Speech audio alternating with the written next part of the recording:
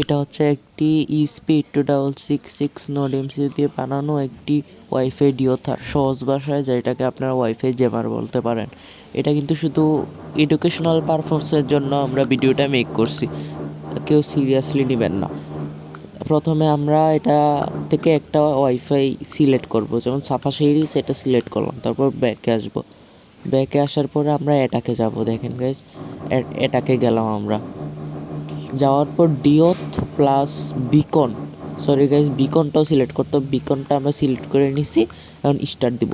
দেখেন গাইস স্ক্রিনে দেখতে পাচ্ছেন সাইডে ওয়াইফাই স্টার্ট দেওয়ার সাথে সাথে ওয়াইফাইটা চলে গেছে। এটা হচ্ছে এইটার ইয়ার, দেখেন কতগুলো নাম আছে, মানে এই নামটা দেখেন আর কি আপনারা। একটা আপনি যে কোনো নামে এখানে 100টার মতো ওয়াইফাই ক্রিয়েট হবে, একটা যে কোনো নামে আপনি সিলেক্ট করে দিতে পারবেন, এটা আপনার ইচ্ছা। তারপর গাইস এটাতে আরও কিছু ফাংশন আছে, আপনাদেরকে দেখাই দিই। দাঁড়ান আমি অফ করে দিলাম, তারপর ব্যাকে আসলাম। যাওয়ার পর স্ক্যান, না এখন গাইস প্যাকেট মনিটরটা দেখাবো আপনাদেরকে। দেখেন গাইস এটা দিয়ে বোঝা যাবে আর কি আশেপাশে যতগুলো ওয়াইফাই, কয়টা ওয়াইফাই আছে, কোন ওয়াইফাইয়ের রেঞ্জ কীরকম, এটা দেখা যাবে। এটা দিয়ে কোনো জ্যামিং হয় না, কিন্তু দেখা যাবে।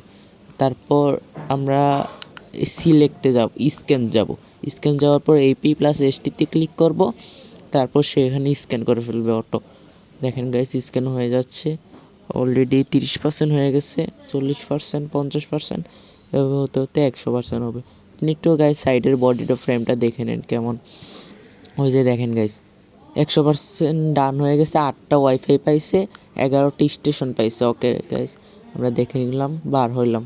আর এটা হচ্ছে অন অফ সুইচ, দেখেন দিলাম অফ হয়ে গেছে, আবার দিব অন হবে, আবার দিব, এখন দেখেন গাইস অফ হয়ে গেছে। ভিডিওটা ভালো লাগলে সাবস্ক্রাইব করে দিন।